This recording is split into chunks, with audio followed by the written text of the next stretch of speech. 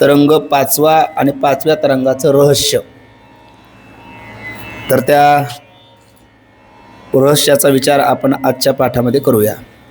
तरंग पाचवा आणि त्यातील 35 परिच्छेद याचा विचार होऊन झाल्याच्या नंतर एक 3-4 पेजमध्ये ग्रंथकाराने आपल्यासमोर पाचव्या तरंगाचं रहस्य म्हणजेच तात्पर्य, हिंदीमध्ये त्याला निचोड असं म्हणतात, त्यातला अगदी ग्राह्य असणारा जो काय विचार आहे तो विचार आपल्यासमोर ठेवलेला आहे. त्याचा थोडा साधारणतः गोषवारा आपण पाहूया. या घागर में सागर अशा या विचार सागर ग्रंथामधील 4 तरंगाचा विचार आपण केला आणि 5व्या तरंगाचा समारोप कालपर्यंत पाहिला.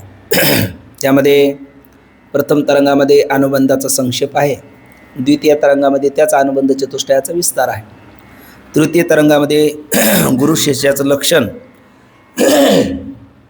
आणि परस्पराविषयी कर्तव्य त्याचा विचार आहे, चतुर्थ तरंगामध्ये उत्तम अधिकाऱ्याकरता ज्ञेय ब्रह्माचा म्हणजेच ख्यातिवादाचा आणि त्यातही प्रधान अनिर्वचनीय ख्यातीचा विचार आहे, आणि 5व्या तरंगामध्ये मध्यम अधिकाऱ्याकरता ध्येय ब्रह्माचा आणि त्यामध्ये विशेषत्वाने अहंग्रह उपासना किंवा लय चिंतनाचा प्रकार हा आपण पाहिलेला आहे. आता या 5व्या तरंगाच्या रहस्यामध्ये पूर्णच गोषवारा थोडक्यात आपल्याला ग्रंथकार आपल्यासमोर ठेवतात. त्यामध्ये भगवती ज्ञानेश्वरीमध्ये माऊली बोलतात, एवं जन्यजनक भावे आणि अध्याय अध्यायाते प्रसवे. जन्यजनक भावाने जसं व्यवहारामध्ये मागची पिढी पुढच्या पिढीला कारण होते किंवा पहिला अध्याय दुसऱ्या अध्यायाला कारण आहे, तसा प्रथम तरंगातूनच द्वितीय तरंगाचा, द्वितीय तरंगातून तृतीय तरंगाचा, तृतीय तरंगातून चतुर्थ तरंगाचा आणि चतुर्थ तरंगातून 5व्या तरंगाचा एक प्रकारचा जन्म झालेला आहे. प्रथम तरंगामध्ये ज्याच्या ज्ञानाने मुख्य ग्रंथात प्रवेश होतो त्याला आपण अनुबंध म्हणतो, आणि चतुष्टय म्हणजे 4. पण मग त्या अनुबंध चतुष्टयाचा सूत्ररूपाने विचार केला तो उत्तम अधिकाऱ्याला लक्षात आला. पण मग त्याचा व्यास पद्धतीने विचार कसा असू शकतो, मग पूर्व पक्षाच्या रूपाने असिद्धी आणि सिद्धांत रूपाने सिद्धी अशा प्रथम तरंगातूनच द्वितीय तरंगाचा जन्म झाला. पण मग हे ज्ञान कोणाला प्राप्त होतं? ते श्रद्धावानाला ज्ञान प्राप्त होतं. आणि श्रद्धावानाला ज्ञान स्वयंबुद्धीने प्राप्त होतं का? नाही. गुरु तेथ ज्ञान, ज्ञाने आत्मदर्शन, दर्शनी समाधान अति जैसे. गुरुचरणापाशी ते ज्ञान प्राप्त होतं, संप्रदाय परंपरेने ज्ञान प्राप्त होतं. सर्व शास्त्रविदो अपि असंप्रदायविद समूर्खवत उपेक्षणीय हा असं म्हटलं आहे. सर्व शास्त्राचा ज्ञाता असेल पण संप्रदाय परंपरेने त्याला ते ज्ञान जर लाभलेलं नसेल तर जाणत्या मुमुक्षुनी मूर्खाप्रमाणे त्याची उपेक्षा करावी, कारण त्याच्याकडे गेल्याच्या नंतर खरंच समन्वयात्मक ज्ञान आपल्याला प्राप्त होण्याची शाश्वती नाही. का बरे? कारण तो संप्रदाय परंपरेने त्याने ते ज्ञान प्राप्त केलेलं नाही. आत्ताच गाडीवर जाताना तुम्ही बाबाने सांगितलेला प्रसंग सांगितला. काशीला गेल्याच्या नंतर काही ग्रंथ शिकलेत, आता पुढे काय शिकायचं? मग ते म्हणले तुम्ही सांगाल. ते म्हणले मग आपण आता खंडन खाद्य ग्रंथाचं चिंतन करू. तो ग्रंथ नव्हता तर एका दात्याच्या माध्यमातून तो ग्रंथही भेटला, आणि मग दुसऱ्या दिवशी पाठाला जायचं ते गेले आणि तिथून पुन्हा वापस आले. वापस आल्याच्या नंतर विचारलं का वापस आला? स्वामीजींनी विचारलं. म्हणले काही नाही, ज्यांच्याकडे ग्रंथ शिकायला जायचं होतं त्यांना पोलीस जेलमध्ये घेऊन गेले. आणि मग त्यांनी सांगितलं बाबा बरोबर आहे का, माऊलीचीच इच्छा आहे का तुम्ही हे पुढचे काही शिकू नाही. म्हणजे असाही प्रकार असू शकतो ना. त्याच्याकरता संप्रदाय परंपरेने ज्याने ते ज्ञान अर्जित केलेलं आहे, गुरुचरणापाशी बसून ते ज्ञान अर्जित केलेलं आहे, त्यांच्याकडे जर आपण शिकलो तर त्याचा आपल्या जीवनामध्ये लाभ होतो. आणि म्हणून गुरु कसे असावे, शिष्यही कसा असावा, गुरुचं शिष्यासंबंधी कर्तव्य काय, शिष्याचं गुरुसंबंधी कर्तव्य काय, असे प्रश्न ज्या वेळेला द्वितीय तरंगाच्या शेवटी एक प्रकारचे उपस्थित झाले तर त्याचं उत्तर देणारा मग हा तृतीय तरंग, म्हणजे द्वितीय तरंगामधूनच तृतीय तरंगाचा एक प्रकारचा जन्म झाला. आता तृतीय तरंगामध्ये गुरुचं लक्ष नाही कळालं, शिष्याचं लक्ष नाही कळालं, गुरुचं कर्तव्य कळालं, शिष्याचं कर्तव्य कळालं. मग गुरुने त्याला 5 प्रकारच्या भेदभ्रांतीचा निराश करायचा आणि संसाराचं मिथ्यात्व त्याच्या बुद्धीवर आरूढ करून द्यायचं. पण ते संसाराचं मिथ्यात्व आरूढ करून द्यायचं कसं, हा प्रश्न आला तर मग त्याचं उत्तर देण्याकरता मग ज्ञेय ब्रह्माचा विचार सांगणारा 4था तरंग आला. पण 4थ्या तरंगाचा जो तत्त्वज्ञानाचा भाग आहे त्याचे सगळेच अधिकारी नसतात. उत्तम अधिकारी त्याकरता तो सांगितलेला विषय आहे. पण मग दुसऱ्याच्या घरात जायचं म्हणलं तर आपल्याला दरवाजा ठोठावा लागतो, मी आत येऊ का असं विचारावं लागतं. पण आपल्याला आपल्याच घरात प्रवेश करायचा असेल तर असं काही नाही. बरं, तो कोण जाऊ शकतो? बुद्धिमान जाऊ शकतो, मंदबुद्धी जाऊ शकतो, सगळेच आपल्या घरात जाऊ शकतात. म्हणजे ब्रह्मचिंतन, ब्रह्म हे आपलं स्वरूप आहे ना, आणि त्या स्वरूपाची प्राप्तीची सगळ्यालाच अपेक्षा आहे. त्याची प्राप्ती वाचून तर तुका म्हणे जन्म आल्याचे सार्थक, विठ्ठलाची एक देखील या. त्याच्या दर्शन वाचून तर नरदेहाची ती कर्तव्यता नाही. मग त्याकरता ते उत्तम अधिकाऱ्याने सेवन करावं, मध्यम अधिकाऱ्याला ते प्राप्त होऊ नये असं नाही ना. मध्यम अधिकाऱ्याला सुद्धा त्याचा बोध झालाच पाहिजे. म्हणून अधिकारात ऐसा करू उपदेश, साहे उजे त्यास तीची देऊ, किंवा अधिकारात ऐसा दावी याला मार्ग चालत आहे मग कळू येते. मग ते मंद अधिकाऱ्याला सुद्धा त्या ब्रह्मस्वरूपाची प्राप्ती कशी होईल? मग ते लय चिंतनाद्वारा होईल, ध्येय ब्रह्माच्या ज्ञानाद्वारा होईल. मग हे सांगण्याकरता पुढे आला 5वा तरंग. पण मग या 4थ्या तरंगातून 5व्या तरंगाचा जन्म कसा झाला असं जर आपण म्हणाल तर तरंगाच्या आरंभी, आपल्या रहस्याच्या आरंभी त्यांनी सांगितलं की 4थ्या तरंगात एक सिद्धांत शेवटी आणि अगदी आरंभापासून एका सिद्धांताचं प्रतिपादन केलं नव्हे. तर या ग्रंथाचा विशेष तो आहे. आणि नेहमी आपण तो श्लोक म्हणत आलो काय तर ब्रह्म सत्यम जगन मिथ्या जीव ब्रह्म नापरा. ब्रह्म सत्य आहे आणि जगत मिथ्या आहे. मग जगत जर मिथ्या आहे असं म्हटलं तर जगदंत पाती या पदार्थामध्ये वैदिक व्यवहारसुद्धा काय झाला? मिथ्याच झाला. त्याच जगतामध्ये कर्म उपासना प्रतिपादन करणारं वेदवाक्यसुद्धा मिथ्या झाली. त्याच जगतामध्ये ज्ञेय ब्रह्माचं प्रतिपादन करणारी उपनिषद वाक्यसुद्धा मिथ्या झाली. आणि त्याच जगतामध्ये वेद आणि वेदाची संप्रदाय वेत्य आचार्य सद्गुरू हे सुद्धा काय ठरले? मिथ्याच ठरले. कारण ब्रह्मसत्य जगत मिथ्या आहे, तर जगतातलीच ही सगळी आली, ही सुद्धा मिथ्याच ठरली. मग त्याच्यामध्ये आपल्याला जगताला मिथ्या म्हणायला अंतकरण धजतं. पण वेदांत शास्त्र आणि वेदांत शास्त्राचे प्रवर्तक असणारे आपले आचार्य सद्गुरू यांच्या ठिकाणी बहुत कालच्या सत्यत्व निश्चयामुळे आणि त्यांच्या ठिकाणी आपली असणारी पूज्य बुद्धी यामुळे त्यांना मिथ्या म्हणण्याकरता आपलं अंतकरण धजत नाही. वेदगुरूला मिथ्या म्हणण्याकरता आपलं अंतकरण सहजासहजी जो आस्तिक व्यक्ती आहे तो वेदगुरूला मिथ्या म्हणू शकत नाही. तो सगळ्या जगाताला मिथ्या म्हणेल, सगळ्याला मिथ्या म्हणेल, पण वेदाला गुरुला मिथ्या म्हणण्याकरता त्याचं अंतकरण प्रवृत्त होत नाही. पण मग ज्या वेदगुरूकडनं आपण हे शिकलो त्यांनाच हे तात्पर्य जाणून घ्यावं, त्यांनाच विचारून घ्यावं. मग ब्रह्म सत्य आहे, जगत मिथ्या आहे, तर जगतातलेच आपण आहे. आणि ज्या वेदाचा उपदेश आपण करत आहात तोही जगतातलाच आहे. पण तुमच्याबद्दल, त्या वेदाबद्दल आमच्या अंतकरणातली जी आस्तिक बुद्धी आहे, पूज्य बुद्धी आहे, त्यामुळे त्यांना मिथ्या म्हणण्याकरता आमचं अंतकरण धजत नाही, तुम्हीच त्याला मिथ्या सांगता. मग याच्या पाठीमागचं तात्पर्य काय? त्यांनाच विचारून घ्यावं. आणि मग त्यांनाच विचारून घ्यावं. त्यावेळेला इथे शंका निर्माण झाली सुरुवातीला, द्वैत प्रमाण की अद्वैतमत प्रमाण. आणि त्याच्यातली पोट शंका होती, वेदगुरू सत्य का मिथ्या? तर वेदगुरूला जर सत्य म्हटलं तर अद्वैत हानी होऊन द्वैत सिद्धी होते. आपलं वेदगुरूला जर सत्य म्हटलं तर अद्वैत हानी होऊन द्वैत सिद्धी होते. आणि वेदगुरूला जर मिथ्या म्हटलं तर पुरुषार्थ हानी होऊन मृगजळण तृष्णेची निवृत्ती व्हावी ही आपत्ती येते. मग अशा वेळेला आपण सद्गुरूला विचारतं. मग गुरुला ज्या वेळेला विचारलं काय याच्या बाबतीमध्ये आपला निर्णय काय, त्यावेळेला म्हणजे वेदगुरूला मिथ्या म्हटलं तरी अडचण आणि सत्य म्हटलं तरी अडचण, म्हणजे प्रतिबंधच आहे. तर त्यावेळेला काय सांगितलं? वेदगुरू सत्य मिथ्या आहे. म्हणजे सत्य ते मिथ्या कसे, मिथ्या ते सत्य कसे? तर वेदगुरू व्यावहारिक दृष्टीने कसे आहेत? सत्य आहेत. आणि पारमार्थिक दृष्टीने पाहिलं तर वेदगुरू कसे आहेत? मिथ्या आहेत. व्यावहारिक दृष्टीने त्यांना सत्य म्हणल्यामुळे मृगजळाने तृष्णेची निवृत्ती व्हावी ही आपत्ती येत नाही, पुरुषार्थाची हानी होत नाही.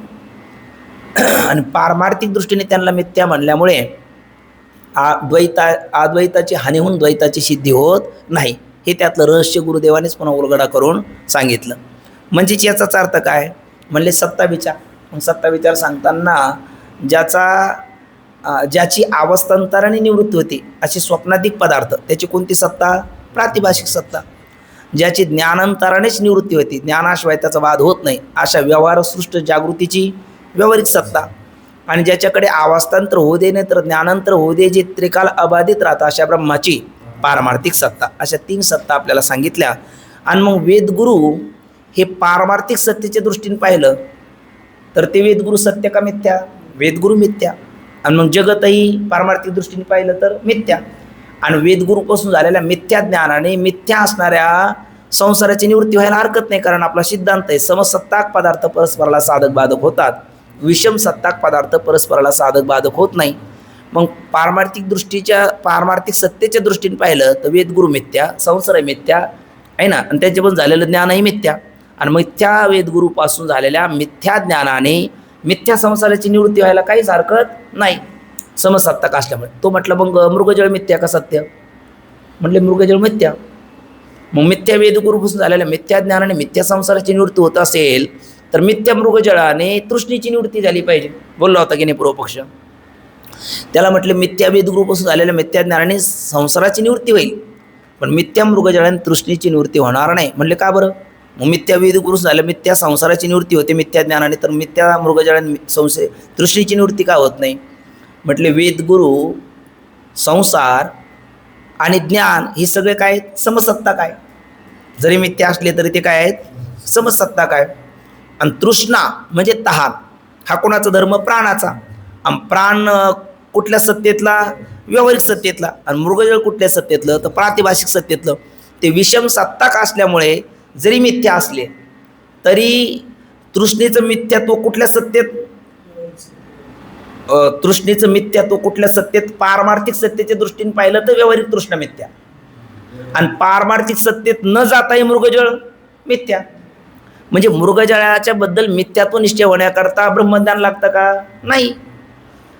आणि तृष्णेबद्दल मिथ्यात्व निश्चय बाद होण्याकरता ब्रह्मज्ञानाशिवाय होत नाही. म्हणजे तृष्णा ही कोणत्या सत्तेतली झाली? व्यावहारिक सत्तेतली. मृगजळ कोणत्या सत्तेतलं झालं? प्रातिभाषिक सत्तेतलं. मग ते विषम सत्ताक का समसत्ताक? विषम सत्ताक असल्यामुळे जरी मृगजळ मिथ्या असलं तरी त्यापासून तृष्णेची निवृत्ती होणार नाही. आणि वेदगुरू मिथ्या असले आणि त्यांच्यापासून झालेल्या मिथ्या ज्ञानाने संसाराची निवृत्ती व्हायला हरकत नाही, कारण ते समसत्ताक आहे, असं त्यातलं रहस्य सांगितलं. मग ठीक आहे बरं, आता हे कळालं वेदगुरू सत्य का मिथ्या, पोटशंका आमची निवृत्त झाली. वेदगुरू पारमार्थिक दृष्टीने म्हणलं तर मिथ्या आहे आणि व्यावहारिक दृष्टीने म्हणलं तर सत्य आहे. त्यामुळे अद्वैताची हानी होत नाही आणि द्वैताची सिद्धी होत नाही. मृगजळ आणि तृष्णेची निवृत्ती व्हावी ही आपत्ती येत नाही. पण मूळ जो प्रश्न होता द्वैतमत सत्य का अद्वैतमत सत्य, याचा थोडासा विचार त्यांनी गोड केला. मग द्वैतमत सत्य का अद्वैतमत सत्य असं म्हणताना अप्रत्यक्ष वस्तूविषयी प्रमाण कोण आहे आपल्याकडे? शास्त्रच आहे. बाबा म्हणत असतात धर्ममूर्त आहे का ब्रह्ममूर्त आहे? दोन्ही अमूर्त आहे. धर्ममूर्त का ब्रह्ममूर्त? दोन्ही अमूर्त, दोन्ही दिसणारे नाही ना. मग धर्म आणि ब्रह्म हे दोन्ही जर अप्रत्यक्ष आहे तर अप्रत्यक्ष वस्तूच्या बाबतीत आपल्याला प्रमाण शास्त्र आहे. आणि माऊलीने आपल्याला अगदी सडेतोड सांगून ठेवलं, शास्त्र म्हणेले ते सांडावे, ते राज्यही तृण मानावे, हे म्हणतले अनुभवावे, म्हणावे विषयी विरू. किंवा गीतेमध्ये परमात्म्याने सांगितलं तस्मात् शास्त्रम प्रमाणन्ते कार्याकार्य व्यवस्थितो ज्ञात्वा शास्त्रविधान उत्तम कर्म कर्तुर्मी अर्हसि. पण तू म्हणाला शास्त्र सांगतो अद्वैतमत प्रमाण, पण अनुभवाला काही प्रमाण आहे की नाही? तुकोबराय म्हटले की नाही अनुभव आले अंगा ते या जगात येत असे. तुका म्हणे साक्षी आले तरी केले प्रगट. मग अनुभवाने जर आपण पाहिलं तर आपल्याला द्वैत सत्य वाटतं का अद्वैत सत्य वाटतं? बोला बघू. अनुभवाने पाहिलं तर द्वैत सत्य वाटतं. घरोघरी मातेच्या चुली सगळीकडे आपल्याला द्वैताचाच विस्तार दिसतो ना, म्हणून द्वैतच आपल्याला अनुभवाने काय वाटतं? सत्य वाटतं. मग अनुभवाला प्रमाण म्हणून जर द्वैत सत्य मानलं तर काय हरकत आहे, असं जर एखादा म्हणेल तर म्हटले शास्त्राची व्याख्या काय केलेली आहे? शास्त्र हे अज्ञात ज्ञापक आहे का ज्ञात ज्ञापक आहे? बोला. अज्ञात ज्ञापक. अज्ञात ज्ञापकत्वम शास्त्रस्य शास्त्रत्वम. बरं, शास्त्र हे आपल्या कल्याणाचा विचार करणार आहे का कल्याणच्या जवळच्या कंसात भिवंडीचा विचार करणार आहे? म्हणजे हिताचा विचार करणार आहे का हिताचा विचार करणार? हिताचा विचार करणार आहे. हित शंशनात शास्त्र इति उच्यते. आणि मग मग द्वैत जर तुम्ही म्हणाला शास्त्राच्या प्रतिपादनाचा विषय द्वैत आहे तर ते शास्त्र हे ज्ञात ज्ञापक ठरेल. शास्त्र हे अज्ञात ज्ञापक आहे.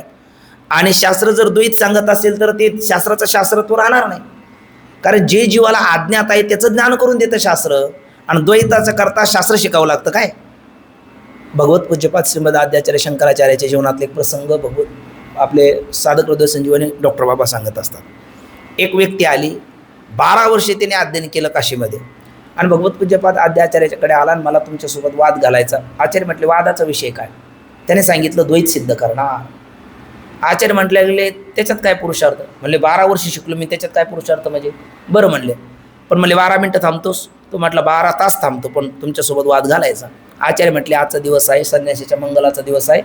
मंगल म्हणजे हे आपलं चंबन वगैरे करणं. आचार्य गेले एका त्याला म्हटले चल सोबत. गेल्याच्या नंतर त्या नावीदादाने सगळा कार्यक्रम त्याचा उरकवला आणि मग ते झाल्याच्या नंतर आचार्याला निघताना म्हटले, आचार्य म्हटले तत्वमसी, आपण ब्रह्म आहात.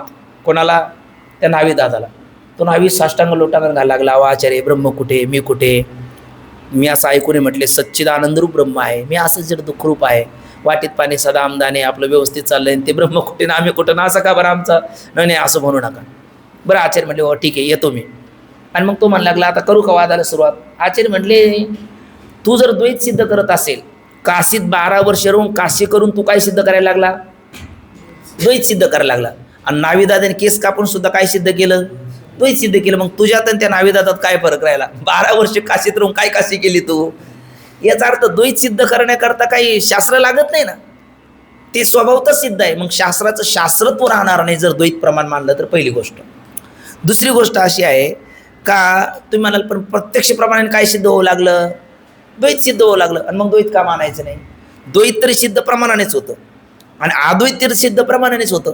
फक्त फरक एवढा आहे का द्वैत सिद्ध कोणत्या प्रमाणाने होतं? प्रत्यक्ष प्रमाणाने. आणि अद्वैत सिद्ध कोणत्या प्रमाणे होतं? शास्त्र प्रमाण म्हणजे शब्द प्रमाणाने.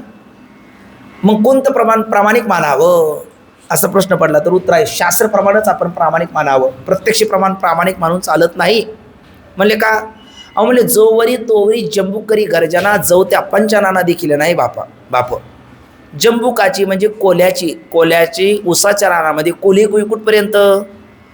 पंचानन म्हणजे सिंहाची गर्जना कानावर येत नाही तोपर्यंत. एखादा सामान्य मनुष्याच्या जीवनामध्ये वैराग्याच्या गोष्टी कुठपर्यंत? सुंदर वनिता दृष्टीला पडत नाही तोपर्यंत. जोवरी तोवरी वैराग्याच्या गोष्टी, जो सुंदर वनिता दृष्टी पडली नाही बाप. बरं, त्याचप्रमाणे त्या समुद्राची गर्जना कुठपर्यंत? जोवरी तोवरी समुद्र करी गर्जना, जो त्या अगस्ती ब्राह्मणा देखील नाही बाप. अगस्ती ब्राह्मणाने एका आचमनात त्याला प्राशन केलं ना, आणि नंतर पुन्हा त्याचा त्याग केला म्हणून आपल्याला जेवणामध्ये मीठ भेटतं. अन्यथा काय नीट लागलं असतं आपल्याला, असं विनोदाने आपले मारुती बाबा म्हणत असतात. तूर्त आपला एवढा विषय आहे का जसं समुद्राची गर्जना अगस्ती ब्राह्मण पाहत नाही तोपर्यंत आहे. वैराग्याच्या गोष्टी सामान्य विरक्ताच्या म्हणजे सामान्य ज्याचं वैराग्य अजून कोमल आहे, ज्याचे वैराग्य कोमल कंटक नेटन धरीचं निष्ठांक देखून मानस्तुती लौकिक भुलाला दे कपई ते चिरंजीव पदामध्ये नाथबाबा बोलतात. तर मग त्याची वैराग्याच्या गोष्टी कुठपर्यंत आहे? तोपर्यंत आहे. सुंदर वनिता दृष्टीला पडत नाही तोपर्यंत. तसं इतर प्रमाणाचा विशेषत्वाने प्रत्यक्ष अनुमानादी प्रमाणाचा बडेजाव कुठपर्यंत आहे? शब्द प्रमाणाने प्रतिपादन केलेला सिद्धांत पुढे येत नाही तोपर्यंत. म्हणून पंचदशिकार विद्यारायण स्वामी म्हणतात प्रमाण उत्पादिता विद्या प्रबलम प्रमाणम विना न नश्यती, शब्दात प्रबलम मानम न इक्षते. प्रमाणापासून झालेलं ज्ञान त्यापेक्षा प्रबल प्रमाण येत नाही तोपर्यंत ते बाधित होत नाही. शब्दापेक्षा प्रबल प्रमाण नाही. का बरे? कारण इतर प्रमाण हे पुरुषकृत बुद्धीतून साकारलेलं आहे. आणि पुरुषकृत बुद्धीमध्ये मागे आपण 12 दोषाचा विचार केला आहे. भ्रमप्रमाद कर्ण पाठो विप्रलिप्सा, लय विक्षेप कषाय रसास्वाद, प्रज्ञावांद्य कुतर्क दुराग्रह विषयासक्ती, असा कुठला जरी दोष असला तर ते निर्दुष्ट विधान होऊ शकत नाही. आणि श्रुती माता ही अपरोक्ष आहे, आपलं अपौरुष्य आहे. जयाचे निश्वासी जन्म झाले वेद रासी किंवा धाता याता पूर्वम अकल्पयत, म्हणून शब्दप्रमाणे प्रबल प्रमाण आहे. तुम्ही म्हणाल पण आम्ही असं नाही मान्य करणार. मग कसं करणार? म्हणजे प्रत्यक्ष प्रमाणाने प्रतिपादन केलेला सिद्धांत शब्दप्रमाणे बाधित झाला असं सिद्ध करून द्या. तर त्यांनी सिद्ध करून दिले. त्यातला रज्जूवर ज्या वेळेला मंद अंधकारामध्ये सर्प भासतो तो प्रत्यक्ष प्रमाणे कसा वाटतो? सत्य वाटतो. प्रत्यक्ष प्रमाणे तो सत्य वाटतो. पण येम रज्जू रूपाने रज्जूचं ज्ञान झाल्याच्या नंतर त्या सर्पाची सिद्धी होते का? त्रैकालिक अत्यंत अभाव ठरतो. त्रैकालिक अत्यंत अभाव ठरतो. मग जे ज्याच्या आज्ञाने भासतं ते त्याच्या ज्ञानाने उडतो. हे कोणी सांगितलं? आपल्या शब्दाने सांगितलं. त्याच्या पुढे व्यवहारात येऊन बोलायचं. व्यवहारात येऊन आपल्याला माऊली म्हणतात बिंबतरी बचकेची एवढे पाहिजे प्रकाशाची त्रैलोकी थोकडे शब्दाची व्याप्ती त्याने पाडे अनुभवावी. आपल्याला चंद्र जो आमुष्याला उगवणारा चंद्र, रोज दैनंदिन उगवणारा भगवान सूर्य, हे आपण जर रात्रीच्या वेळेला चंद्राकडे दिवसाच्या वेळेला भगवान सूर्य नारायणाकडे पाहिजे बघितलं तर आपल्याला त्याचं आकारमान लांबी रुंदी फार झालं ती का बचकी एवढी आहे ना. पण आपण त्याला बचक भरच मानतो का अनंत पटीने व्यापक मानतो? मग प्रत्यक्ष प्रमाणे दिसतात ते बचक भर, आणि आपण तर अनेक योजन विस्तीर्ण त्यांना मानतो. हे अनेक योजन विस्तीर्ण आपल्याला डोळ्याला दिसले म्हणून का शास्त्राने सांगितले म्हणून? शास्त्राने सांगितले. बरं ते कोणत्या शास्त्राने सांगितले? खगोल भूगोलाने. जे ते विज्ञान संपतं तिथून अध्यात्माची सुरुवात होते असं आपण म्हणतो. ते विज्ञानाने सिद्ध केलेलं त्याची लांबी रुंदी येत आहे, तर ती आपण प्रत्यक्ष प्रमाणाने बाद करून त्या शास्त्राने वैज्ञानिकाने सिद्ध केलेलं आपण मानतो. म्हणजे आपण इथे सुद्धा कशाचा बाद करून कोणत्या प्रमाणात स्वीकार केला? प्रत्यक्ष प्रमाणाचा बाद करून शब्द प्रमाणाचा स्वीकार केला. त्याच्या पुढचं दुसरं उदाहरण जर आपल्याला पाहायचं म्हटलं तर पृथ्वी ही धरणी माता धरा आपल्याला कशी दिसते? सपाट दिसते आहे ना. खाचखळगे डोंगर पहाड पर्वत दिसत असेल, पण सामान्यतः अधिकतर दर्शन तिचं कसं होतं? असं सपाट होतं. मग आपण तिला सपाट प्रत्यक्ष प्रमाणे ती कशी दिसली आपल्याला? सपाट. आणि आपण तिला सपाट मानतो का? नाही. आपण कशी मानतो तिला? गोल मानतो. अगोदर निमुळती मानत होते, आता गोल मानतात. मग ती गोल आपल्याला दिसली का हो? नकाशात आपण पाहतो, एखादा जगाचा नकाशा दाखवला का त्यात आपण पाहतो. आणि आपण अगदी फ्लाईटमध्ये जरी बसलो, फ्लाईटमधूनही पाहिली, आम्ही पाहिली ते जगन्नाथपुरीला फ्लाईटमधून बाबासोबत गेलतो, त्यावेळेला वरून म्हटलं वरून खाली दिसते का बघू तशी गोल, तर ती वरून सुद्धा सपाटच दिसते आपल्याला, ती गोल नाही दिसत. पण मग तरीसुद्धा आपण प्रत्यक्ष प्रमाणाचा इथं काय केला? बात केला. आणि शब्द प्रमाणाला इथे आपण प्रबल म्हणून स्वीकार केलं. बरं मग सामान्य वैज्ञानिकाच्या शब्दाच्या द्वारा तुम्ही प्रत्यक्ष प्रमाणाला बाधित करून शब्दप्रमाणे प्रतिपादन केलेला सिद्धांत पृथ्वीला सपाट न मानता गोल मानत असेल, चंद्र सूर्याला बच्चक भर न मानता अनेक योजन विस्तीर्ण मानत असेल, तर मी इथे अपौरुषे असणाऱ्या अहितापासून काढिती हित देऊन वाढविती नायगा श्रुती पर्वती माऊली जगा, त्या श्रुतीने आणि आपल्या सद्गुरूने जिथे अद्वैत मत प्रमाण म्हणून सांगितलं तिथे द्वैत मताला धरून राहणे कितपत उचित आहे? बरं तेही जाऊ द्या, अनुभवानेच म्हणत असाल तर अनुभवाने जर पाहिलं तर द्वैतात कल्याण का अद्वैतात कल्याण? अद्वैतातच कल्याण आहे. जिथे जिथे आपल्या जीवनामध्ये जागृती स्वप्नामध्ये जागृतीमध्ये वास्तव, स्वप्नामध्ये कल्पित द्वैताचा आपण अनुभव घेतो, त्या वेळेला आपल्या जीवनामध्ये दुःखाचा विस्तार होतो का सुखाचा विस्तार होतो? दुःखाचाच विस्तार होतो. दुजे जाऊ जाऊ घडेल तो संसार भय जोडे, आईशी आपली तोंडी बोलत द्वितीय द्वयम भयम भवती. श्रुती माता आपल्याला सांगते येऊ उदरमांतरम कृते आता तसे भयम भवती. म्हणजे द्वैतामध्ये दुःखच होता आपला प्रत्यक्ष काय अनुभव आहे. बरं, द्वैताची कायमची निवृत्ती नाही, फक्त लयरूप निवृत्ती झाली तरी सुद्धा आपल्याला सुख भोगायला भेटतं. कुठे? शिशुप्तीमध्ये. शिशुप्तीमध्ये द्वैताचा अभाव झाला का द्वैताची प्रतीतीचा अभाव झाला? द्वैताच्या प्रतीतीचा अभाव आहे. बीजरूपाने द्वैत आहेच आहे, पण तरी सुद्धा शिशुप्तीमध्ये एखादा देशाचा पंतप्रधान आहे आणि एक फुटपाथवरचा भिकारी आहे आणि दोन्ही झोपले, कोणाचा आनंद कमी आणि कोणाचा आनंद जास्त? दोघांचा आनंद समान आहे. का बरं समान आहे? याचं कारण अहो तो एक पंतप्रधान आहे, हा भिकारी आहे, दोघांचा आनंद समान का? तर याला भिकारीपणाची प्रतीती नाही, भिकारी नाही असं नाही, त्याला पंतप्रधानपणाची प्रतीती नाही, पंतप्रधान नाही असं नाही. आणि दोघाला त्या भिकारी आणि द्वैत हा त्यांच्यातले भिकारी आणि पंतप्रधान हे द्वैत आहे ना, या द्वैताची तात्कालिक काय झाली? अप्रतीती, तरी सुद्धा दोघांचं सुख समान आहे.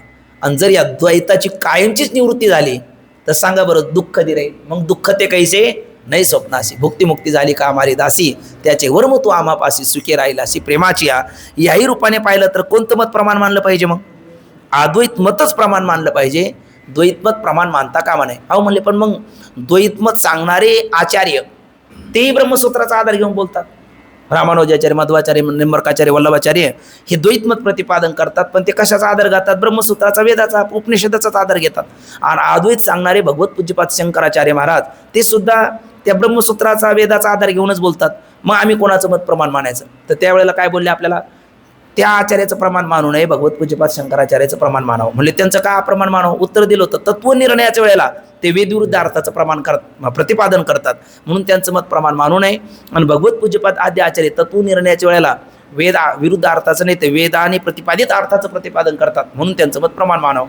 पुन्हा लगेच शंका केली होती, अहो ते सगळे आचार्य आपल्या पूर्ववर्ती आचार्य आहे आणि सगळ्यात ते श्रुती जिथे आचार्याने एक श्रुती दिली तिथे 4-4 श्रुती देतात, तरी तुम्ही म्हणतात तत्वनिर्णयाच्या वेळेला वेदविरुद्ध अर्थाचं प्रतिपादन करतात. पण आचार्याचं मत हे वेदाला अनुसरणार आहे आणि इतर आचार्याचं मत वेदाला अनुसरणार नाही, हे तुम्ही निर्णय कशावरून घेतला? तर त्यावेळेला त्यांनी आपल्याला उत्तर दिलं होतं. कूर्म पुराणातला दाखला दिला होता. कलो रुद्र महादेव लोकनामेश्वर पर करिष्यते अवतार सोम शंकर नीलोहित श्रोतस्मार्थ प्रतिष्ठार्थम भक्तानां हितकाम्य उपदेशित ज्ञानम शिष्यानां ब्रह्मसंहितं सर्व वेदांत सारंच धर्मान वेद निदर्शनान. या श्लोकाचा आधार घेऊन जसं महाविष्णूचा अवतार सखा माझा, ज्ञानेश्वर सदाशिवाचा अवतार स्वामी निवृत्तीदातार, तसं भगवान शंकराचा अवतारच भगवान शंकराचार्य आहेत. आणि त्यांनी जे अद्वैताचं प्रतिपादन केलं तेच मत प्रमाण आहे, इतर आचार्याचं मत अप्रमाण आहे. यावरून निर्णय झाला की अद्वैत मतच प्रमाण आहे, द्वैत मत अप्रमाण आहे.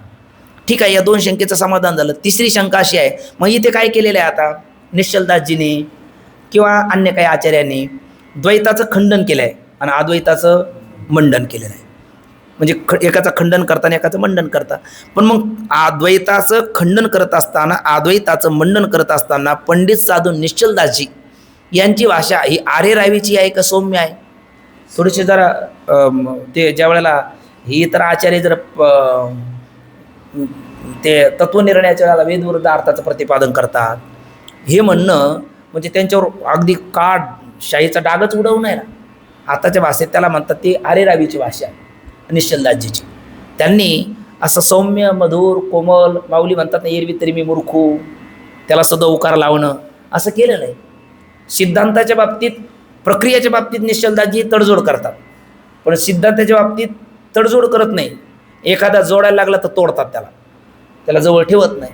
मग त्यांनी अशी सौम्य भाषा न वापरताना जरा त्याला काय म्हणतो कठोर भाषा का वापरली? सौम्य भाषेत त्यांनी खंडन करायला काय हरकत होतं कोणाचं? द्वैताचं. तर त्याचं उत्तर असं देतात की त्याचं उत्तर असं म्हणजे शिष्ट संप्रदायाची भाषा न वापरताना शिष्ट संप्रदाय सोडून त्यांनी भाषा वापरली, असं का केलं?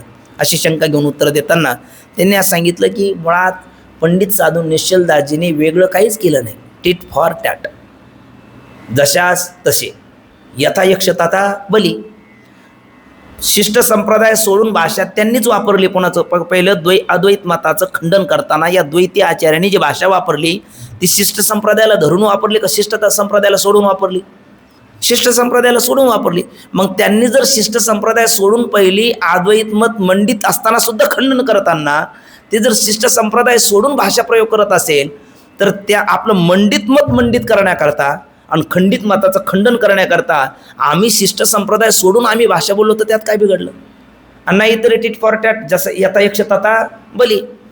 ज्याला जशाच तसं झाल्याशिवाय ती व्यक्ती ऐकत नाही, आहारी येत नाही. त्यामुळे त्यांनी शिष्ट संप्रदाय सोडून म्हणजे त्यांनीच तो धडा घालून दिला आणि आम्ही तो धडा फक्त गिरवला, एवढाच काय तो फरक झाला. म्हणून आमच्याकडे तुम्ही हे दूषण देऊ शकत नाही असं पुन्हा त्यानं तो म्हणायला लागला. लगेच ते पूर्वपक्ष म्हणायला लागला. हे जाती उत्तर झालं, हे मुस्कटदाबीचं उत्तर झालं, हे संयुक्तिक उत्तर झालं नाही, सप्रमाण उत्तर झालं नाही. आम्हाला पटेल असं उत्तर द्या. मग त्याला म्हणतात प्रामाणिक उत्तर असं द्यायचं.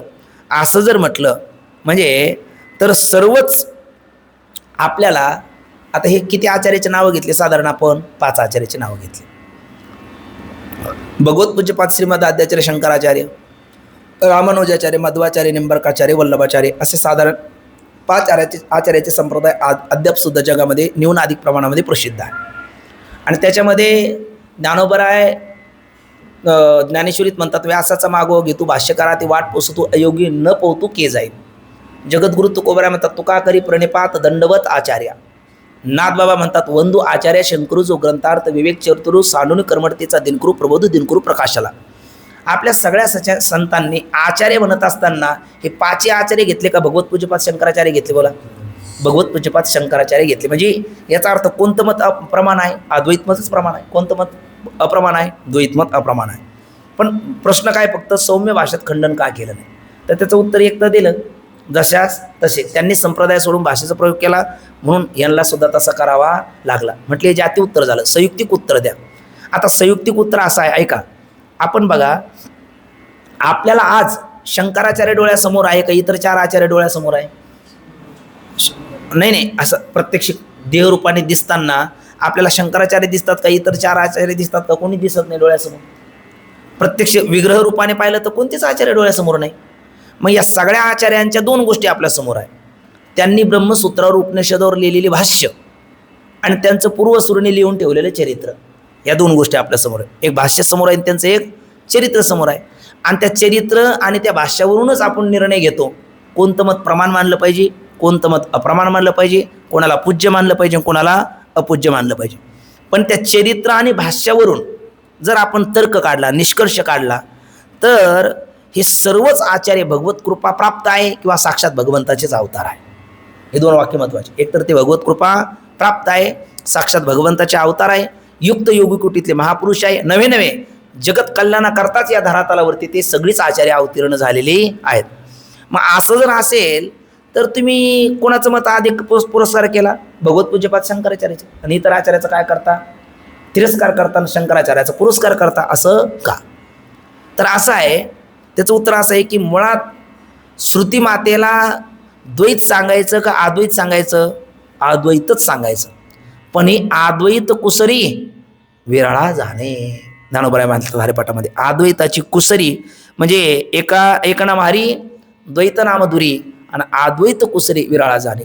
अद्वैताची वाट जाणणाराच विरळ आहे नव्हे, या वाटेला लागणारा विरळ आहे. लागून चालणारा विरळ आहे, चालून कळणारा विरळ आहे, कळून अर्थरूपता होणारा विरळ आहे. सगळीच विरळ आहे. आणि म्हणून या बाबतीत एक वाक्यात आहे विरळा म्हणण्यात. गीता मातेला विचारा, गीता माता सांगते, मनुष्यानाम सहस्रेषु कश्चित येते सिद्ध येततामपि सिद्धानाम कश्चिन माम वित्ति तत्वतः आश्चर्यवत पश्चिते कश्चिदेनम आश्चर्यवत पश्चिती कश्चिदेनम आश्चर्यवत वदति तथैव चान्य आश्चर्यवच्चैन म्हणणे शृणोती श्रुत्वापिनम वेदन चैव कश्चित. गीता माता विरळा सांगते. ज्ञानेश्वरीला विचारा, माऊली म्हणतात, आस्तीच्या महापुरी रेगताती कोटीवरी परिप्राप्तीच्या पैलतरी वे पाहिला नाही. भगवत पूज्यपादे आचार्य विचारला, ते म्हणतात, न कश्चिचे आहे ते आपलं क्षमा करा. ईश्वर अनुग्रहादेव पुंसाम अद्वैत वासनाम महाभय परित्राणाम द्वितीरणाम उपजायते. आणि तुकोबरायला विचारा, ते म्हणतात, विरळा ऐसा कोणी तुका त्याशी लोटांगणे. याचाच अर्थ या मार्गाला लागणारीच फार विरळ आहे. हे कळून घ्यावं, हे पटावं, रुचावं. आळंदीत तरी आपण विचार केला तर आज या वारकरी संप्रदायामध्ये प्रवेश करणारे साधक कमी आहे का अधिक आहे? खूप आहे, प्रचंड संख्या आहे. पण जरी प्रचंड संख्या असली तरी हा अद्वैत मार्ग जाणून घ्यावा याच्याकरता संख्या फार विरळी आहे. पार हातपाया पडून त्याच्यात म्हणजे आपण ते सनई तोंडात घालायची आणि तरी त्याने म्हणावं हवा फुकायची माझ्याच हातात आहे. म्हणजे इथपर्यंत. आता हे आपल्या संस्थेचा जो प्रकार आहे कशा करता आहे, म्हणजे आपल्या संस्थेकडे वळणारी साधक कमी आहे का मृदंग वादन गायन याकडे वळणारी साधक जास्त? अन्य कलेकडे किंवा भागवत महापुराण म्हणजे शिकणे असं त्याचा अर्थ नाही, पण तिकडे कला अधिक आहे, इकडे कल फार कमी आहे. आणि इकडे इकडे फार कल कमी असून सुद्धा त्यामध्ये सुद्धा जी वळालीत, जी याच्यामध्ये प्रवेश केली, ती तरी अद्वैत कुसरी विरळा जाणे म्हणताना माऊली म्हणतात, ती खरंच अद्वैताची वाट जाणतात का नुसता त्याचा थाटच करतात? वाट बाजूला राहतील, थाटमाटच त्याच्यामध्ये चालला जातो. म्हणजे त्यामध्ये सुद्धा संताला म्हणावं लागतं की घरोघरी झाले अवघी ब्रह्मज्ञानी परी मिळवण बहु माझी. विरळ कोणापाशी होय एक रज निरे कोणापाशी होय एक रज द्यारे मज दिन दुर्बळासी तुकोबराय म्हणतात. किंवा आणखी 1-2-3 वचन आहेत त्यांनी दिलेले. ब्रह्मज्ञान जरी एक दिशी कळे, ब्रह्मज्ञान जरी कळे उठावटी तरी काय हिंपुटी वेदशास्त्रे. ब्रह्मज्ञान नव्हे लेकुराच्या गोठी ते व्हावा पोटी अनुताप. आणि आणखी काही वचन आहे बघा. ब्रह्मज्ञान नव्हे हे तर झालं. अमृताची गोडी पुढेला सांगते आपण उपवासी मरून या. आणि वाघ वैखरी शब्द जरी शास्त्र व्याख्यान कौशलम वैदिसूम विदुषुम भुक्तये नतु मुक्तये. म्हणजे ते भुक्ती करता वापरलं जातं, मुक्ती करता वापरलं जात नाही. म्हणजे वस्तुस्थितीने जर पाहिलं तर वेद म्हणजे काय, या वेदांत संप्रदायामध्ये अद्वैत संप्रदायामध्ये सुद्धा प्रायः वेदांत संप्रदाय अद्वैत तत्वज्ञानाच्या खाली स्वैराचाराने जगणारी लोक पुष्कळ झाली. हे समन्वय सांगतात ते बोलतात. आणि वस्तुस्थिती आहे, स्वैराचाराने जगणारी पुष्कळ झालीत. आणि त्यांना विचारलं, का हो तुम्ही ब्रह्मज्ञानी आत्मज्ञानी, मग तुम्ही असं निषिद्धाचरण का करतात? त्यांना बोलल्या ते सांगतात, समोरच्या तोड बंद करतात. निस्त्रैगुण्य पथी विचारताम को विधी को निषेधा. निस्त्रैगुण्य पथी विचारताम को विधी को निषेधा. अरे यश नाहंकृतो भाव बुद्धी यश न लिपिते हात्वापी संयमान लोकात न हंती न निबद्धते. तुम्ही गीता वाचलेले पश्चे सुरनन स्पृशे जिग्रन नष्नं गच्छन सोपाय स्वसन प्रलपन विसृजन गुरुनन निमिषन नपी इंद्रियानी इंद्रियार्थेषु वर्तन्ती ती धारयन. असं म्हणून आपली वाटते मोकळी करतात. म्हणजे समोरच्याला तोंड दाबून मुस्कट दाबेचा मार देतात. त्याला पुढं काही त्याने बोलू नाही, त्याला काही बोलू देत नाही. आणि मग अशी स्थिती असल्यामुळे ही लोक काय होतात, म्हणजे थोडक्यात बाबाच्या एका वाक्यात बोलायचं झालं तर यांचा दैवी वेदांत होत नाही, आसुरी वेदांत होतं. आणि या आसुरी वेदांतमुळे होतं काय, हे विहित कर्माचा त्याग करतात, निषिद्ध कर्मामध्ये प्रवृत्त होतात, भगवत उपासनेचा त्याग करतात आणि पंचविषयाच्या इच्छेने निषिद्ध कर्मामध्ये प्रवृत्त होऊन हे एकटे प्रवृत्त होत नाही. नागकटे संप्रदाय आपणासारखी करीती तात्काळ पुढची पतनाला जाणारी पिढीसुद्धा काय करतात, वाढवतात. आणि आशांची दया आली. भगवत पूज्यपाद शंकराचार्याच्या उत्तर कालामध्ये झालेले रामानुजाचार्य, मध्वाचार्य, निंबर्काचार्य, वल्लभाचार्य यांना आशेची दया आली. जे आसुरी वेदांत घेऊन आपण पतित होतात आणि इतरालाही पतनाला नेतात, आशांची जे थोडक्यात भ्रष्ट लोक झाले आहेत, आशेंची दया आलीत आणि आशांचे असे मूळ पुरुष अद्वैत मताचा दुरुपयोग करतात किंवा अज्ञानाने त्यांच्याकडून तो दुरुपयोग होतो. आणि म्हणून भगवत पूज्यपाद शंकराचार्याचे उत्तरकालीन असणारे रामानुजादी आचार्यांनी काय केलं, त्या अविवेकी पुरुषाची त्यांना दया आली आणि दया येऊन त्यांनी काय करावं, त्या निषिद्ध कर्माचा त्याग करावा, विषयाचं सेवन करण्याचा त्याग करावा, विहित कर्माचं अनुष्ठान करावं. हळूहळू ते निष्काम भावनेने करून ईश्वर उपासनेमध्ये प्रवृत्त व्हावं आणि ईश्वराच्या कृपेने ज्ञान होऊन खरी मुक्ती त्यांना प्राप्त व्हावी. ही त्यांची दया येऊन या भगवत पूज्यपाद ईश्वरी अवतार असणारे रामानुजाचार्य यांनी काय केलं, मग व्यासांच्या सूत्राचा अर्थ खरा अद्वैतपर कद्वैतपर, छान खरा अद्वैतपर आहे, पण त्यांनी काय केलं, मग भक्तीपर तो अर्थ लावला. का, हे आसुरी वेदांती जी लोक आहेत त्यांची भक्तीतून खरं कल्याण व्हावं आणि ते तर पतित होतात पण आणखी 10 लोकांना पतित करतात, तर त्यांच्यासहित इतराचंही पतन वाचावं म्हणून त्यांनी व्याससूत्राचाच अर्थ बदलून टाकला. खरं त्यांना तसं करायचं नव्हतं. गीता कर्मपर का ज्ञानपर, खरोखरी 700 श्लोक, अध्याय 18चं लेख, देव बोलले एक दुजेने एकमेव द्वितीय ब्रह्म, ज्ञानपर आहे. आणि स्वातंत्र्यवीर काय सावरकर, बाळ गंगाधर लोकमान्य टिळक आणि स्वातंत्र्यवीर सावरकर यांनी गीता कशी लावली, कर्मपर. आपलं लोकमान्य टिळकांनी गीता कशी लावली, कर्मपर, आणि गीता आहे ज्ञानपर. मग लोकमान्य टिळकाचं हे मत खंडित नाही का? हो, लोकमान्य टिळक हे जाणून आहे. कोणीतरी लोकमान्य टिळकाला बाबा म्हणत असतात, त्यांची एक व्यवस्थित वय आहे. कोणीतरी म्हणलं तुमचं आम्हाला खंडन करायचं, ते म्हणले माझं खंडन मीच केलेलं आहे, तुम्ही काय करणार? मलाच माहिती आहे खंडित, पण हे पाश्चात्य लोकांनी आपल्यावर अतिक्रमण केलं आणि ते आपल्यावर राज्य गाजवायला लागले, तर या वेदांतामुळे लोक कर्मशून्य झाली जरा, म्हणजे त्या खऱ्या अर्थापासून ते दूर भरकटली. आणि मग त्यांना खरं जाग्यावर आणण्याकरता जरी ज्ञानपर असली तर तत्कालीन परिस्थिती तशी होती म्हणून त्यांनी कर्मपर अर्थ लावला. परिस्थिती तशी होती, तशी रामानुजाचार्यासमोर परिस्थिती तशी आहे. जी लोक निषिद्ध कर्माचा त्याग करू लागली, भगवत उपासनेचा त्याग करू लागली आणि विशेष सेवन करण्याकरता निषिद्ध कर्मामध्ये प्रवृत्त होऊ लागली. आणि कोणी असं काय विचारतात तर नैस्त्रिगुण्य पती विचारता असं सांगू लागले आणि आपण पतित होऊन इतरालाही करायला लागली. मग आशांचंही कल्याण व्हावं यांचं बघून इतर पतित होऊ नये म्हणून व्याससूत्राचाच अर्थ त्याने काय केला, बदलला आणि तो ज्ञानपर न लावताना उपासनापर लावला. म्हणजे पण मग ज्ञानपर न लावताना उपासनापर त्यांनी जर अर्थ लावला कोणी, रामानुजादी आचार्याने, पण मग त्यांनी भगवान शंकराचार्याचंही खंडन का करावं? आता त्यांनी काय केलं, व्याससूत्राचा अर्थ उपासनापर लावला, पण तेवढ्याने काम भागे ना. कारण शेवटी व्यासाच्या सूत्रावर भाष्य केलेलं भगवत शंकराचार्याची अशी अमोघ वाणी आहे का त्या अमोघ वाणीने जो या भारत राष्ट्रामध्ये नवे जगामध्ये अद्वैत तत्वज्ञानाचा प्रचार केला, त्याला काही केला त्यांना फाटा देता येणार. आणि त्याला फाटा दिला नाही तर लोक भगवत उपासनेमध्ये हे निषिद्ध कर्माचरणामध्ये प्रवृत्त होईना. म्हणून ना विलाजस्तव त्यांना काय करावं लागलं, भगवान शंकराचेच मत खंडित करावं लागलं. हे द्वैतमतच खंडित आहे असं त्यांना विलाज नसताना मंत करण्याची इच्छा नाही, पण सांगावं लागलं. आणि मग ते सांगण्याकरता सौम्य भाषा चालत नाही, त्याला जरा सडेतोड, जरा त्याला काय म्हटलं आपण, शिष्ट संप्रदाय सोडून भाषा वापरावी लागली आणि शंकराचार्याचंच मत खंडित आहे असं सांगावं लागलं. पण शंकराचार्याचं मताचं म्हणजेच अद्वैत मताचं रामानुजाचार्याने जे खंडन केलं ते व्यक्तिगत द्वेषापोटी केलं असं नाही, किंवा शंकराचार्याबद्दल त्यांच्या अंतःकरणात तिरस्कार आहे असं नाही. मग त्यांनी खंडन काय केलं तर हे पाखंडी लोक भक्तीमध्ये प्रवृत्त व्हावे याकरता खंडन केलं. म्हणजे त्यांचं ते खंडन अर्थवादात्मक पद्धतीने. आणि अर्थवाद कशाला म्हणतात, नाही निंदितुम निंदा प्रवर्तते किंतु विधेयस्तुम, निंदेकरता निंदा प्रवृत्त झाली नसून विधेयाच्या स्तवनाकरता झालेली जी प्रवृत्ती त्याला अर्थवाद म्हणतात. स्तुती निंदा परक वचनाला अर्थवाद. अगदी आपण नेहमीचंच उदाहरण पाहणार, आईची 2 लेकरं आहेत आणि मोठा आहे, धाकटा आहे. धाकटा काहीतरी हट्टी असतो, शेंडेफळ त्याला म्हणतात. मग ते रडायला लागतं. मग आई काय करते, धाकट्याला गोंजारते, मोठ्याला 2 लाटक्यास ठेवून देते. आणि मग लोकांनी विचारलं हे तुमचे सौतीच आहे का? नाही म्हणले, हे माझंच आणि हे माझंच. मग त्याला मारताना शिव्या का देतात? म्हणले त्याला मारण्यात शिव्या देण्यात तात्पर्य नाही, याचं रडणं थांबावं याच्या तात्पर्य.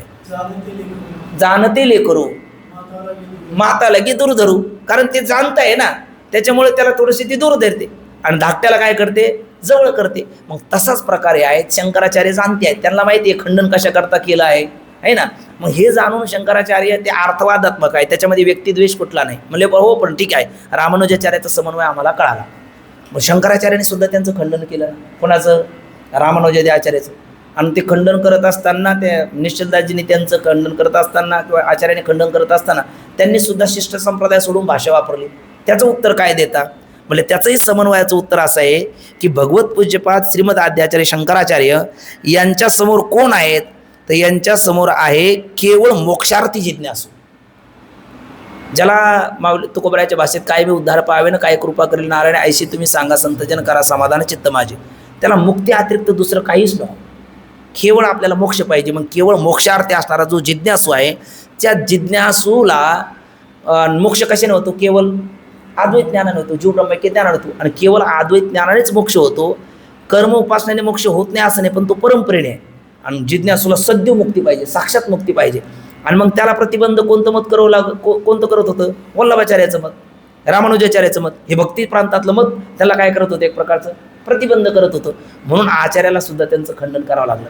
म्हणजे आचार्यांच्या समोर अधिकारी कोणता आहे? आचार्याच्या समोर केवळ मुमुक्षू, आणि ज्याला सद्य मुक्ती, तो का म्हणे मुक्ती परणिली नवरीन आता दिवसचारी खेळीमेळी, अशा अधिकाऱ्याकरता आचार्यांना त्यांचं खंडन करावं लागलं. आणि जे स्वैराचारी वेदांती झाली त्यांना भक्तीत प्रवृत्त करण्याकरता रामानुजाचार्याला आचार्याचं खंडन करावं लागलं. मग आचार्य रामानुजाचार्याचं किंवा रामानुजाचार्य आचार्यांचं खंडन करत असताना त्यांच्यात व्यक्तिद्वेष आहे का? नाही. मग त्यांची खंडनात्मक भाषा ही अधिकाऱ्याच्या कल्याणाकरता आहे का व्यक्तिद्वेषाला आहे? अधिकाऱ्याच्या कल्याणाकरता आहे. ती समन्वयाची भाषा आहे, किंवा त्याला काय म्हणतो आपण, अर्थवादाची ते खंडनात्मक पद्धती आहे. म्हणजे पण का हो, तुम्ही हे जे स्पष्टीकरण केलं हे कोणाला मान्य होईल? हे लोकांना मान्य होईल का? ते समन्वय लावलं ना आपण, हे लोकांना मान्य होईल का? तर त्याचं उत्तर आहे खरं तर लोकांना मान्य झालं पाहिजे. खऱ्या जिज्ञासूला ते मान्य होईल, पण ज्याला नुसतं कात्याकूट करायचं आहे. म्हणजे काही लोक बघा, ते वेदांती आले ना, ते म्हणतात आम्ही व्याकरणाचे पंडित आहोत. वैयाकरणी आले का आम्ही वेदांताचे पंडित आहोत. आणि दोन्ही आले का नो भयम, आम्ही दोन्ही नाही आहे ना. म्हणजे असं ज्यांना धड वेदांती राहायचं नसेल, धड उपासकही अपेक्षित नसेल, तर त्याला हे मान्य होणार नाही. पण ज्याला खरं जाणून घ्यायचं त्याला मात्र हे मान्य व्हायला काही हरकत नाही. असा एक समन्वयाचा भाव सांगितला. आणि त्याच्या पुढे महत्त्वाचे एक छोटेसे 2 मुद्दे असे आहेत. पण मग पुन्हा प्रश्न तोच येतो का सौम्य भाषा त्यांनी वापरली असती तर कुठे? बरं ठीक आहे, रामानुजाचार्याला प्रश्न संप्रदाय सोडून भाषा वापरावी लागली, पण भगवत पूज्यपाद श्रीमद आद्याचार्य शंकराचार्यांनी अगोदर सुद्धा आपण त्या विचारसागरातल्या पहिल्या ओव्या पाहतो. स्वरूपे शंकर निष्काम करा, उपरी उपाधी योगी लोकसंवारा, लागून करे व्यापारा परी त्या संवारा अवधी असे, प्रस्तुत द्वैत मता संवाराचे कर्म करावया प्रवृत्ती साचे परी 4 शिष्याचं येतीचे सोंग घेऊन प्रगटाला. आणि शंकराचार्याने येतीने सांख्य न्यायादी दर्शने नास्तिक बौद्धादी गणे खंडन केले सर्वार्थी. पण ते खंडन करत असताना आचार्यांनी संप्रदाय सोडून भाषाने वापरलेली, सौम्य भाषा वापरली. त्यांनी त्याचं उदाहरण सुद्धा दिलं की बघा,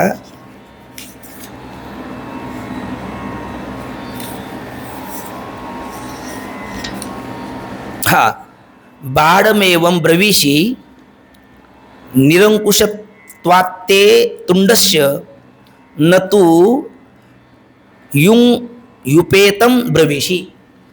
म्हणजे इथे जे आचार्यांनी त्या नास्तिकाचं खंडन केलेलं आहे ते अगदी सौम्य भाषेमध्ये, म्हणजे माऊलीने म्हणावं एरवी तरी मी मूर्खू, जरी झाला अविवेकू तरी संत कृपादिकू सोजवळ असे, हे आपल्याकडे कमीपणा घेताना.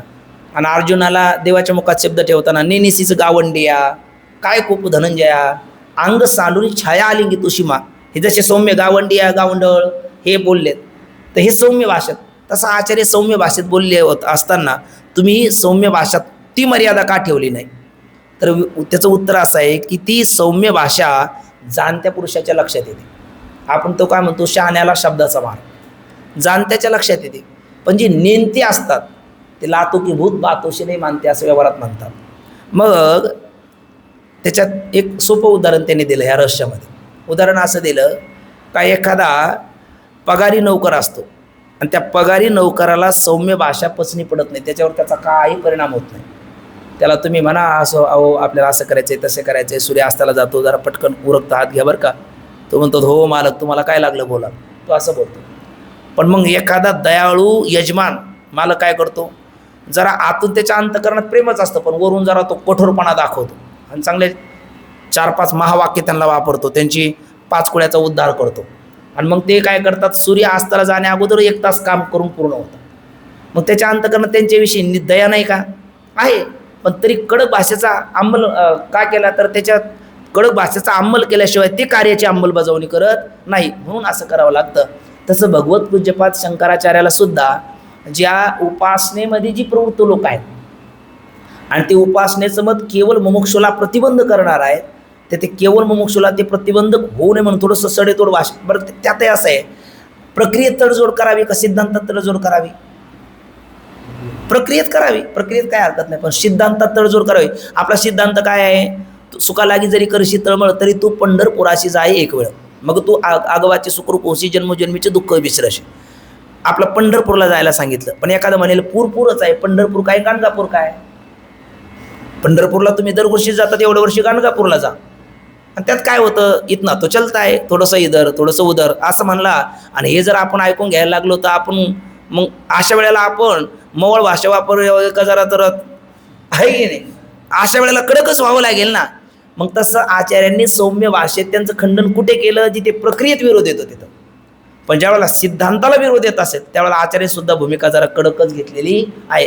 कारण का त्या सिद्धांताला विरोध येत असेल. आता तुम्ही म्हणाल सिद्धांताला काय विरोध आला, मोक्ष ज्ञानाने का उपासनेने? ज्ञानाने. वाचूनी ज्ञानविने की माऊली सांगतात, उपाय करीची जिती की ती गुंपिशी आधी की रुखी ये. आणि रामानुजाचार्य आचार्य मोक्ष कशाने सांगतात? उपासनेने सांगतात, उपासनेने सांगतात. मग ज्या वेळेला सिद्धांताला आड येतं तर मग ते मुडीत काढावं लागलं. पण म्हणले का हो, तुम्हीच सांगता कर्माने चित्तशुद्धी, हो, उपासनेने चित्ताची स्थिरता, आणि मग भगवंताची भेट होईल, भगवंत त्याला काय करेल, गुरुरूपात येईल, त्याला ज्ञान देईल आणि तो मुक्तच होईल. म्हणजे रामानुजाच्या मताचं अनुसरण केलं तरी शेवटी कुठे येणार आहे, तो त्याला मुक्तच प्राप्त होणार आहे. आणि भगवत पूज्यपाद आद्य आचार्याचाही आश्रय केला तरी तो मुक्तच होणार आहे. मग असं जर आहे तर तुम्ही शंकराचार्याचाच मताचाच तुमचा आग्रह का, त्याचाच तुमचा अधिक पुरस्कार का, असं जर एखादा विचारू लागला तर त्याचं उत्तर त्यांनी असं दिलं की हे अगदी बरोबर जरी असलं तरी शंकराचार्याच्याच मताचा आमचा आग्रह का, कारण रामानुजादी आचार्यांच्या मताने जर मोक्ष मानला तर त्यांचा मोक्ष याची दे याची डोळा असा आहे का देहपातानंतर आहे. लोकविशेष म्हणजे देहपातानंतर आहे. बरं, लोकविशेष मोक्ष मानला म्हणजे लोकच अनित्य, तर तिथे प्राप्त होणार मोक्षही अनित्य. आणि तुकोबराय काय म्हणतात, मोक्ष मेल्यापाठी आम्हाशी होईल आयशी जे म्हणते ते साधे मूर्ख नाही, अतिमूर्ख. मग मोक्ष कसा आहे, याची देही याची डोळा, भोगमुक्तीचा सोहळा, अशी स्थिती असल्यामुळे भगवत पूज्यपाद शंकराचार्यांना थोडीशी कठोर भूमिका काही प्रसंगी घ्यावी लागली.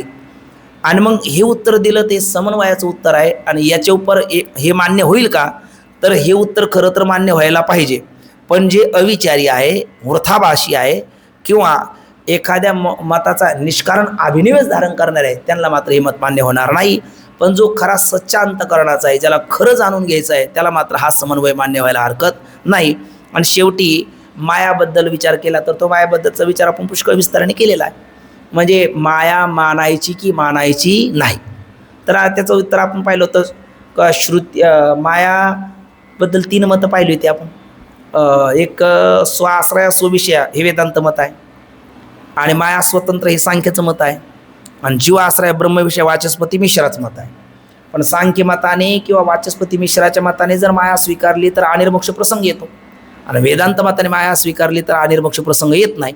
पण एखादा म्हणेल माया मानावीच का, तर माया मानलेली आहे याच्यातच उत्तर दिलेलं आहे का ती नाही आहे. माया आहे म्हणतो का मानतो, मानतो. मग मानणं तर जी वस्तू मानलेली असते ती गणित सुटण्याकरता, म्हणजे एक्स हातचा मानलेला आहे, तो गणित सुटण्याकरता का कायमचा ठेवण्याकरता, बीजगणित सुटलं की तो एक सोडून द्यायचा. तसं आपल्याला प्रतीला येणाऱ्या जगताची संगती लागली का माया सोडून द्यायची नाही. पण काही म्हटले ठीक आहे, जर सोडून द्यायची तर पहिली मानायची का, सोडूनच द्यायची होती तर मानायची का, तर तो हातचा घेतल्याशिवाय गणित सुटत नाही ना. एक्स सोडून द्यायचा होता मानला का, त्याच्याशिवाय गणित सुटत नाही. तसं माया सोडूनच द्यायची तर मानायची का, तर त्याच्याशिवाय प्रतीला येणाऱ्या जगताचं गणित सुटत नाही. आणि जसं व्यवहारात शून्य जरी दावावे झाले, माऊलीच म्हणतात ते बिंदुले पाहिजे की केले, तैशी अद्वैत सांगावे बोले तै द्वैत घेपे. शून्याला किंमत आहे का शून्याला किंमत नाही का आहे पण नाही पण? शून्याला किंमत आहे पण नाही पण. शून्य शून्य शून्य एकापुढे एक अशी 1,00,00,000 शून्य माना, काय किंमत आहे त्याची? शून्य किंमत आहे. शून्य शून्य शून्य अशी 1,00,00,000 मानले तरी त्या शून्याची काय किंमत आहे? शून्य किंमत आहे. पण एकाच्या पुढे जर ते शून्य मानले तर मग त्याची किंमत नाही काढता येणार. आणि एकाच्या पुढे म्हणून म्हणतात एका पुढे शून्य पाय काय फाटा पा पुसून, असं गोड वचन आहे बघा. एकाच्या पुढे जर शून्य ठेवला तर 10 होतात, पण तोच फाटा पुसून पहा शून्यच राहतात. म्हणजे मायाची किंमत शून्य आहे का मायेची किंमत अधिक आहे? माया जर ब्रह्माच्या ठिकाणी मानली तर मग तिची किंमत आहे, आणि ती माया ब्रह्माला सोडून मानली तर निस्तित्व आहे, नाहीच आहे. पण ती माया मानलेली आहे. पण मग त्याच्यात आणखी एक काही शंका घेतात. हा मायावाद भगवत पूज्यपाद शंकराचार्याचा त्याला काय म्हणतो आपण? शंकराचार्य मायावादी आहे. शंकराचार्याचा मायावाद हा मनाचा वाद आहे. माया त्यांनी घुसमटली इथपर्यंत काही काही म्हणणारे लोक आहेत. कशामध्ये? या वेदांत विचारामध्ये नसताना माया त्याने टाकली. आता हे बोलणं वेदांत सिद्धांत अनभिज्ञ पडक मूर्खांचं आहे. ज्याने वेदांताचा अभ्यास संप्रदाय परंपरेने अभ्यास केला नाही त्यांचंही बोलणं आहे. कारण उपनिषदामध्ये मायाचा विचार आला, 6 आस्तिक दर्शनामध्ये मायाचा विचार आला, सगळ्यात महत्त्वाचं वेदामध्ये मायाचा विचार आला. कुठे आला तर त्याच्यातली ती शेवटची पंक्ती आहे इथं दिलेली बघा.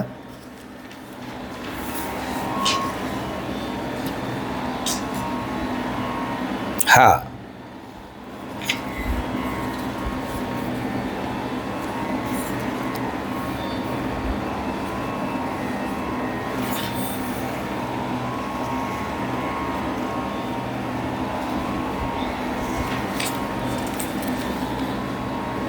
एक मिनिट, मला वाटतं ते संस्कृत विचारसागरातली पंक्ती का इथली एक बघा तुम्हाला सापडली त्याच्यात. मायाम तू प्रकृती विद्यान मायिनम तू महेश्वर जीवेश आभासेन करोती माया अविद्या स्वयमेव विभाती. अशी पंक्ती आहे का त्यात? रस दिसती तुम्हाला कुठे बघा. मायाम तू प्रकृती विद्यान मायिनम तू महेश्वर.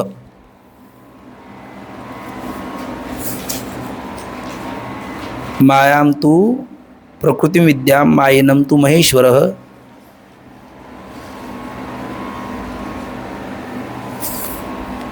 आणि जीवेश आभासेन करोती मायांच अविद्या स्वयमेव विभाती. म्हणजे इथे उपनिषदामध्ये देखील माया मानलेली आहे. त्यामुळे शंकराचार्यांचा मायावाद हा पदरच आहे असं मात्र नाही. जो शंकराचार्य मनाचं काही सांगतच नाही. तस्मात् शास्त्रम प्रमाणन्ते, जे श्रुतीने प्रतिपादन केले तेच प्रतिपादन करतात. माऊलीसुद्धा जे श्रुतीने प्रतिपादन केले तेच प्रतिपादन करतात. आणि मग आता ठीक आहे, शंकराचार्य हे सद्यमुक्ती करता बोलतात, म्हणजे याची दे याची डोळा. आणि रामानुजाचार्य आदी आचार्यसुद्धा त्याकरताच बोलतात, पण त्यांचा मोक्ष देहपाताच्या नंतर आहे, मरणोत्तर मुक्ती आहे, अर्थात ते एक प्रकारचं अनित्य आहे. पण तुम्ही काय म्हणाल पुन्हा, मग आम्ही कोणत्या मताचं अनुसरण करावं? तर जर तुम्ही अगदी खरं खरं पोटतिडकीने तुमच्या हिताचं तुम्हाला कळत नसेल, पण तुम्हाला याची दे याची डोळा असं जर अपेक्षित असेल, तर तुम्ही कोणत्या मताचं अनुसरण करावं? भगवत पूज्यपाद श्रीमद आद्याचार्य शंकराचार्याच्याच मताचं अनुसरण करावं. आणि आपण वारकऱ्याने तरी तेच करावं, कारण आपले आदर्श आहे माऊली, आपले आदर्श आहे तुकोबराय, आपले आदर्श आहे नाथ बाबा, हे आपले वारकरी संप्रदायाचे आध्वर्य आहे स्वानंद सुखनोशी सद्गुरू जोग महाराज. यांनी सुद्धा परंपरेमध्ये आचार्याचं मत जर आपल्याला मान्य नसतं, तर गीता, आपलं ज्ञानेश्वरी, आपलं विचारसागर, पंचदशी हे ग्रंथ आपल्याला संस्थेमध्ये अभ्यासाकरता ठेवली नसती. आणि हे जर आचार्याचं मत आपल्याला प्रमाण म्हणून मान्य नसतं, तर ज्ञानोबराय व्यासांचा मागोवा घेतो, भाष्यकारा ते वाट पुसतो असं म्हटले नसतील, तुका करी प्रणिपात दंडवत आचार्य असं तुकोबराय म्हटले नसतील, वंदू आचार्य शंकरू असं नाथबाबा म्हटले नसते. याचा अर्थ केवळ अद्वैत मतच प्रमाण आहे. आता त्याने मोक्ष होतच नाही असं नाही, तोही भ्रम आहे, आणि उपासना करणं हाही भ्रम आहे, आणि तत्त्वज्ञान हा सुद्धा भ्रम आहे.